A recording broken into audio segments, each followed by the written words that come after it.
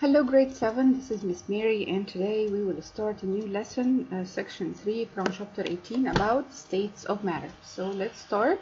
In this lesson we are going to learn about why particles in matter are always in motion, and we will compare the properties of solids, liquids and gases, and we will explain the behavior of gases, and we will describe what is plasma. Okay, so let's start. Particles of matter in motion. Maybe we don't see particles are moving inside an object, but the truth that any matter is made of atoms, and these atoms are always in motion. So there are movement in matter that are too small to see or feel. That's why we don't see it or we don't feel it, because it's too small. But particles are always in motion. Particles in matter are always in motion because particles, they have energy. So particles, because of the energy that they have, they move and they always in motion. But the motion is different from solid, liquid and gas. Particles movement and energy, we will see now how particles move in solid. In solid state, particles or atoms are moving very small movement. They vibrate in their places. They don't have so much space to move in, and that's why they vibrate in their place. In liquid, particles are moving a little bit faster and they move freely. They don't move very far from each other because they all are trapped here in this area, and they slide past each other. This is for liquid. And in gas, particles move very freely and they move away from each other and they have a lot of space between them. So from the figure that we see here, do you think which state of matter has the most amount of energy? The most amount of energy, of course, will be for the particles that move very far and they move very fast. The particles of gas, they have the most amount of energy, the most amount of kinetic energy, and that's why they move freely and they move for large distances. Okay, then the liquid, then the least amount of energy will be for solids because they don't move a lot or they just vibrate in their places. What we have to learn from this, that solid particles, they move, they vibrate, they don't have a lot of energy. Liquid, they have more energy and they move a little bit freely and they have spaces between each other. In gas, they move very freely and they have a lot of spaces in between, and they can move for very far distances. Okay, so let's move to the next slide. Particles of matter in motion. State of matter determined by particles' energy. So what decides if the matter will be solid or liquid or gas? According to the energy that they have. The more energy a particle has, the faster it moves. So particle energy and the movement determines the state of matter or the physical form of matter. So what decides if matter will be solid or liquid or gas? The amount of energy they have. Four states of matter. We have four states of matter: solid, liquid, gas and plasma. In plasma, we will speak about plasma in details. There are physically different because the particles have different amounts of energy. So in each state, solid, liquid and gas and plasma, each one of them has different amount of energy, and this is what decides if the matter will be solid or liquid or gas or plasma. Let's see here the states of matter for element bromine. Arrangement of particles. Here the bromine element, solid. Look here, the particles or the atoms inside the solid, they are arranged in regular pattern and they don't have a lot of spaces in between. And as we said before, they have little amount of energy, and that's why they vibrate in their places. Okay, let's see the arrangement of particles inside liquid, the liquid bromine. Here particles have a little bit space between them and they move freely, they slide past each other. Arrangement of particle in a gas. Here we have the bromine gas. Here the particles are moving away from each other and they have a lot of spaces in between and they're moving fast. So here the most amount of energy found inside the gas. Okay, if you're taking out energy from gas state, you will change it to liquid. If you're taking more energy from the particles of liquid, they will be solid.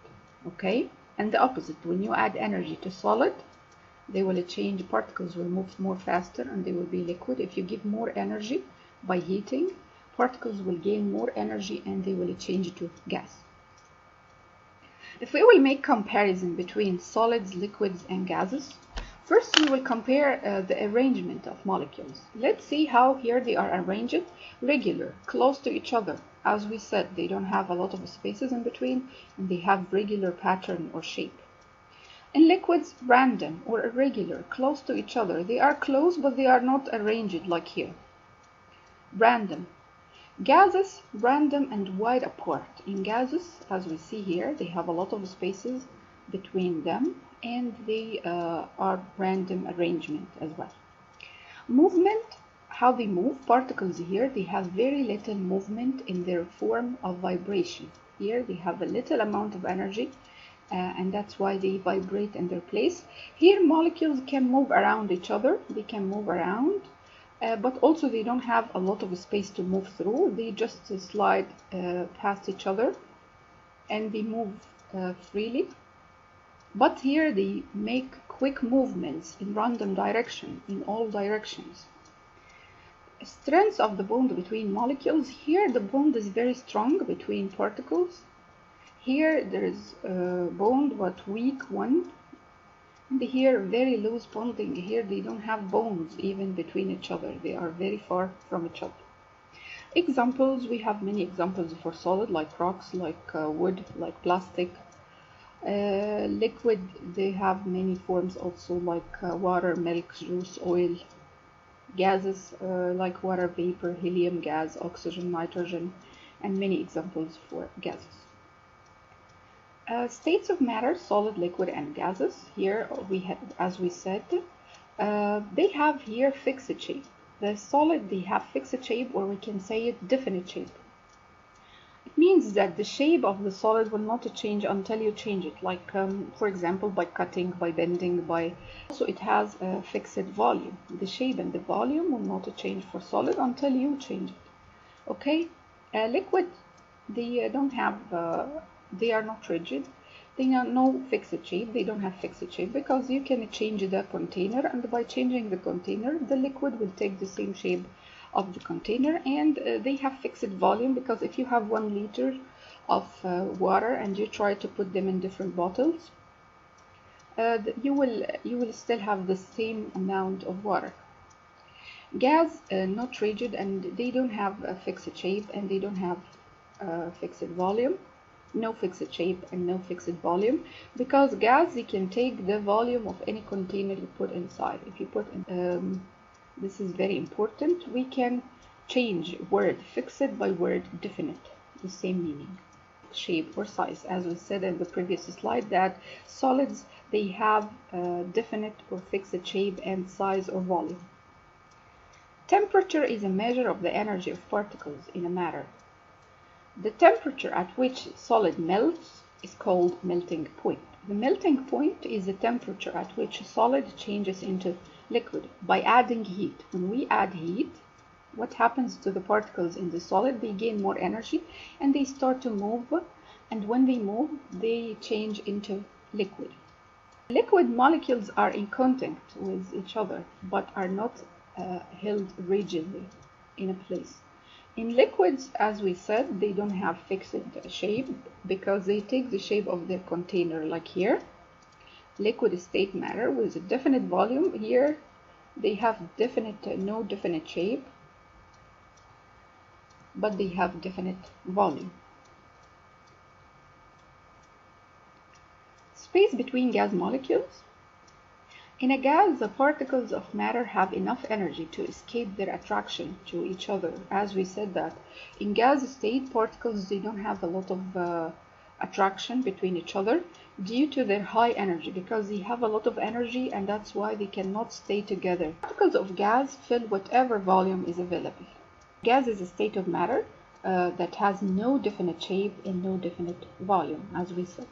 When we add energy or when we remove energy from particles, we change the state from different state to another state. The change from liquid to gas is called evaporation or boiling. Energy is added to the liquid to cause its molecule to escape the attraction to one another. When we boil the water, the attraction between particles decreases, and that's why they change to gas by evaporation or boiling. Like here, the change from liquid here, to gas or water vapor is called evaporation or boiling. Energy is added. In this case, we add energy to the water particles to give them more energy to move freely, and they go up as gas to cause its molecule to escape the attraction to one another. Let's see condensation. In the condensation, we change gas into liquid by taking or removing the heat. When we remove energy from particles here, they change into liquid. Like here, what happens to the cool bottle? From outside, we can see the droplets of water on outside, because the gas here, the water vapor, touches the bottle, the cool bottle, and it changes into drops of water. When a gas is cooled, the attraction between the particles becomes stronger. When we cool the particles here, the bond or the attraction gets stronger, and particles become stronger, and the gas condenses into liquid. As we said, the gas particles change to liquid by removing energy. Freezing. When a liquid changes to a solid, it freezes. The liquid cools enough for attraction between the particles to lock the particles into fixed position. When we remove more heat or when we remove more energy from particles here, the attraction between particles increases, and that's why particles are rearranged, and they don't have a lot of space in between, and they are fixed in their places, and in this case we make freezing. Okay, so we change from state to another state by adding energy or removing energy. How do gases behave with temperature and pressure? The volume of gas is the amount of space taken by the gases, as we talked before. Volume means amount of space. But let's see here the volume of the gas in two different temperatures. Here we have low temperature or cold, and here we have high temperature. In cold temperature, the volume decreases. Look here what happens to the balloon. By the way, the two balloons have the same amount of gas. Okay, so in low temperature, the volume decreases. Why? Because in low temperature, the particles, they don't have enough energy to move away from each other. They come closer to each other, and that's why they take less volume. But in high temperature, particles will gain more energy because of the heat, and that's why particles inside here, they will move freely, and they will move fast, and they will go away from each other, and that's why they will take more volume or more space. Okay, temperature, heat causes a gas to expand because the molecules have more energy. So here, as we said, here particles have more energy. Cold causes gas to contract or shrink because the molecules move slower. So here molecules move slower, here molecules move faster. Volume. The volume of gas depends on the container that holds the gas. Pressure is a measure of the force exerted by unit of area. Unit area of a surface. When air particles collide within a container, they make pressure. Like when you are applying pressure on two rocks. When you squeeze the two rocks together, you are applying pressure on the two rocks. Also, particles, when they hit each other, they make pressure. Like what we will see here in the next slide. We have here the basketball, we have the beach ball. And here we have here few particles, and here more particles. In the basketball has higher pressure because it contains more particles of gas. And that's why here they have low pressure. Because particles, they have a lot of space in between, and that's why they don't hit each other a lot. But here particles, we have here more particles, and that's why they hit each other a lot, and this is how this makes the ball has more pressure. So here the basketball has more pressure, but the beach ball has low pressure because it has less particles inside. Okay, so now we will explain the plasma, the fourth state of matter. Plasma is a state of matter that starts as a gas and then becomes ionized. We can say that the particles of plasma, or the gas in plasma, is charged, or it has a charge like electricity. Its properties differ from those solid, liquid, or gas. Where we find the plasma? We find plasma in lightning, stars like the sun. Plasma is created when energy is added to the gas. So when we add energy to the gas, plasma is similar to a gas in that it has no fixed shape. It's like gas exactly, but the only difference between plasma and the normal gas is that the plasma has a charge. Plasma is similar to a gas in that it has no fixed shape, but it is different in that it conducts electric current and is attracted to magnetic. So let's solve the concept mapping using the terms below to complete the concept map on the next slide. The change of state, melting, evaporating, solid, liquid, condensing, chemical formulas.